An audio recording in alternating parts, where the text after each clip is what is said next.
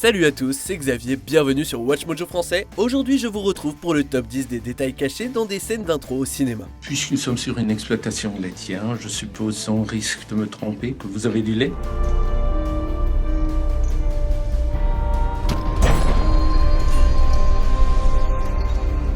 You know what this is? It's the world's smallest violin playing just for the waitresses. Pour cette liste, on va s'intéresser aux éléments facilement survolés dans des scènes d'ouverture de films. Même si elles sont au début de leurs films respectifs, ces entrées contiennent quand même des spoilers, alors faites gaffe. Parle-nous des détails que tu as repérés et qui nous ont échappé en commentaire. Numéro 10, anticipation présidentielle X-Men 2. Excuse me, sir. Are you lost?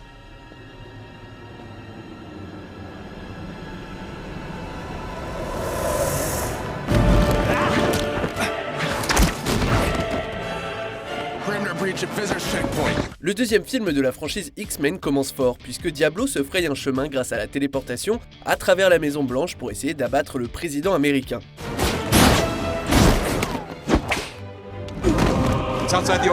Cela dit, avant que tout parte en vrille, Diablo cherche à se mêler à la foule, se faire passer pour un touriste pour se rapprocher de sa cible quoi. En déambulant dans les couloirs de la Maison Blanche, on voit clairement plusieurs portraits d'anciens présidents, dont Abraham Lincoln, JFK et William McKinley. Le fait que tous ces présidents décédés aient été assassinés pendant leur service sert d'indice subtil sur les intentions de Diablo.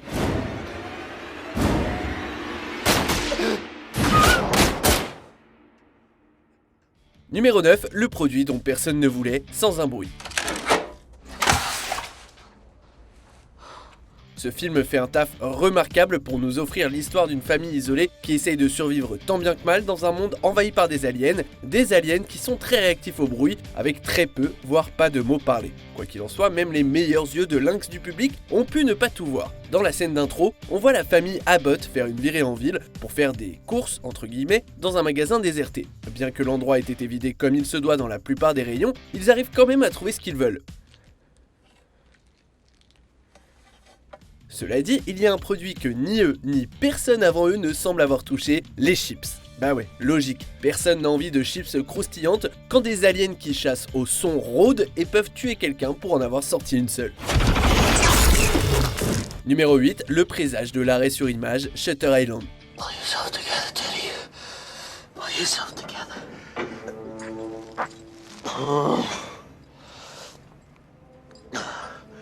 It's just water. Shutter Island est un thriller qui a son lot de twists et qui nous offre un sacré retournement de situation. Who are you? Tell me. Don't you recognize me, Andrew? I've been your primary psychiatrist for the last 2 years. Il est possible que les spectateurs n'aient pas capté au premier visionnage, ou même après plusieurs d'ailleurs, que certains éléments de la révélation comme quoi Teddy Daniels est en fait Andrew Laddis, un homme qui a tué sa femme, sont annoncés dans la toute première scène. Par exemple, ceux qui connaissent bien le travail de Scorsese savent qu'il utilise souvent l'arrêt sur image pour marquer les moments importants de la vie de ses personnages. Ainsi, l'arrêt sur image où l'on voit la femme de Teddy est un indice précoce sur l'importance qu'elle a. La première scène établit aussi l'aversion de Teddy pour l'eau qui, on l'apprend plus tard, est due au lien à la mort de sa femme. Why you all wet? I missed you. Numéro 7, des indices souterrains, Us. Us est un film perturbant signé du nouveau maître de l'horreur, Jordan Peele. Dans le film, il y a des clones mystérieux de plusieurs personnages qui essayent de les tuer et de prendre leur place. On apprend plus tard qu'ils ont vécu dans des bunkers souterrains un peu partout aux États-Unis. How it must have been to grow up with the sky, to feel the sun, the wind, the trees. But your people took it for granted. We're human too, you know. Et cette révélation est en fait insinuée dès les premiers moments du film. Bien sûr, il y a le texte d'ouverture, mais on peut aussi le deviner grâce aux détails en arrière-plan, comme les cassettes vidéo près de la télé, dont Chud et Les Goonies, deux films qui se déroulent sous terre. De la même façon, on voit dans la scène de la foire le père de la jeune Adélaïde qui joue à Tap-Taupe, qui demande de taper des taupes qui sortent leur tête par un trou sur une machine.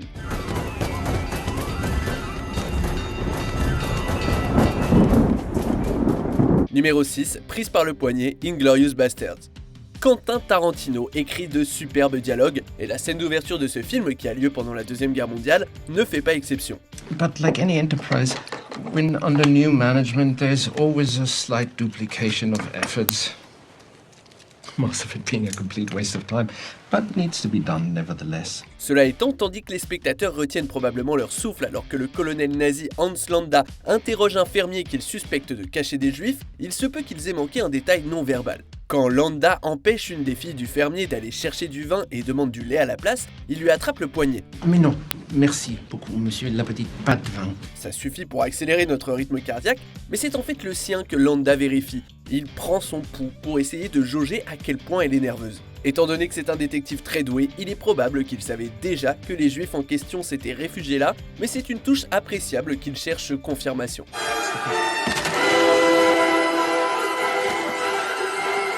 Numéro 5, l'anticipation de la remarque de Monsieur Pink, Réservoir Dog. Like a Virgin's not about some sensitive girl who meets a nice fella. That's what True Blue's about. No, granted, no argument about that. What's True Blue? Oh, you ain't heard True Blue. It's a big ass from En parlant de l'œuvre de Tarantino, la première scène de son premier film met aussi en évidence son talent pour les dialogues, en montrant une table ronde de criminels haut en couleur qui parlent de tout et de rien, du sens derrière les chansons de Madonna à la musique des années 70. Le plus gros sujet, cela dit, c'est celui du pourboire des serveurs, auquel l'un d'entre eux, Monsieur Pink, s'oppose parce que la serveuse ne lui a pas donné autant de café qu'il le voulait. I ordered coffee, right? Now we've been here a long time. She's only filled my cup 3 times. I mean, when I order coffee, I want it filled 6 times. Si on fait gaffe, un peu plus tôt dans la scène, on voit que Monsieur Pink cherche du regard la serveuse et contemple sa tasse vide avec tristesse, ce qui engendrera plus tard son discours sur le pourboire. These people bust their ass. This is a hard job. So I was working at McDonald's, but you don't feel the need to tip them, do you? Well, why not? They're serving you food. Numéro 4, chaussure isolante, The Dark Knight, le Chevalier Noir. He thinks he can sit it out and still take a slice. I know why they call him the Joker. La scène d'ouverture de Dark Knight est un braquage de banque tendu et brillant, perpétré par le Joker et plusieurs pions avec des masques de clowns qu'il manipule et qu'il pousse à s'éliminer entre eux une fois leur tâche accomplie. That's funny, it didn't dial out to 911, it was trying to reach a private number. Is it a problem? No, I'm done here. C'est une scène spectaculaire qui plonge direct le public dans le film, bien qu'un des petits détails puisse échapper aux spectateurs. Quand le cambrioleur chargé de faire sauter le coffre commence à percer, il se fait électrocuter. Ça coupe vers une autre scène, et quand on y revient, l'homme en question a mis ses chaussures sur ses mains au cas où il se prendrait une autre décharge. Where's the alarm guy? Boss told me when the guy was done, I should take him out. One less share, right? Funny, he told me something similar. No! Numéro 3, les origines de la cicatrice, Indiana Jones et la dernière croisade. Comme d'autres opus de la franchise Indiana Jones, la dernière croisade s'ouvre avec une scène d'action nerveuse, bien qu'à cette occasion, on y suit le jeune Indy quelques temps avant qu'il ne devienne archéologue. That cross is an important artifact. It belongs in a museum. La tentative d'Indy d'arrêter les méfaits d'un groupe de chasseurs de reliques à bord d'un train qui transporte des animaux de cirque mène à plusieurs moments qui définissent son personnage, comme sa peur des serpents ou l'acquisition de son fouet emblématique.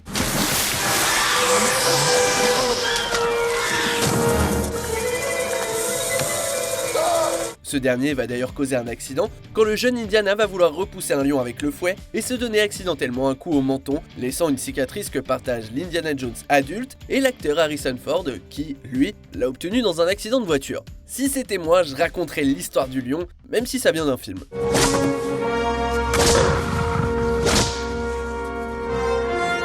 Numéro 2, l'apparition précoce de Vincent, Pulp Fiction.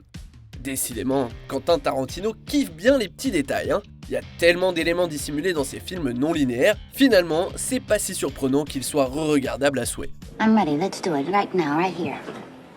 Come on. Right. Same as last time, remember? Your crowd control. I handle employees. L'ouverture de Pulp Fiction se déroule en fait au milieu de la chronologie du film et on y voit deux braqueurs s'attaquer à un resto. Vincent et Jules, deux autres criminels dont on suit l'histoire à travers le film, sont là aussi. Cela dit, bien que la confrontation entre les deux duos n'a lieu qu'à la fin du film, Vincent lui-même peut être aperçu dans le fond de la toute première scène, ce qui le lie au restaurant pour les yeux assez affûtés pour l'avoir repéré. To be continued. Avant de dévoiler notre vainqueur, voici quelques mentions honorables. Des logos plus sombres, la franchise Harry Potter. Plus les films sont glauques et plus le logo Warner Bros est sombre.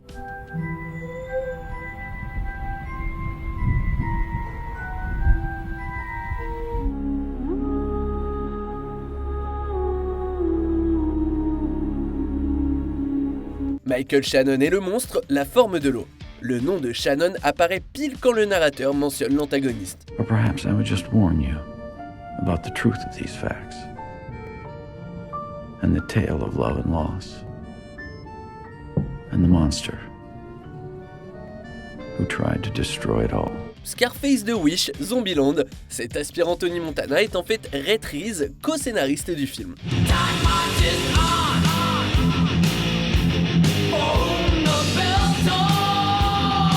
Le tracker d'Alien de Peter Quill, Les Gardiens de la Galaxie Volume 2, s'est fabriqué à partir d'un jeu de football électronique de Mattel. Showtime, a-holes!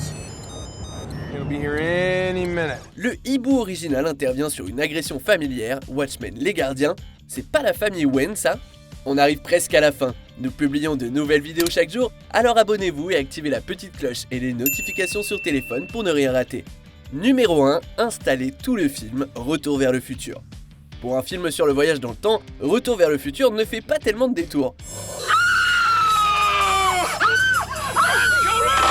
Cela étant, il ne manque pas de petits secrets. October is inventory time, so right now Statler Toyota is making the best deals of the year. Certains sont cachés dès le début du film, qui s'ouvre sur une longue scène de réaction en chaîne chez Doc Brown. Ce long plan annonce un tas de choses qui vont se passer plus tard, de l'obsession de Doc pour le temps, au fait qu'il va être suspendu à l'horloge d'une tour plus tard, en passant par le fait qu'il a volé le plutonium dont on parle aux infos, et plein d'autres petits détails. Officials at the Pacific Nuclear Research Facility have denied the rumor that a case of missing plutonium was in fact stolen from their vault 2 weeks ago. Une si petite scène parvient à préparer le public pour tout le reste du film, même si les spectateurs ne peuvent pas tout repérer au premier visionnage. Tu es d'accord avec notre sélection? Dis-le nous en commentaire et check cette autre super vidéo de WatchMojo français.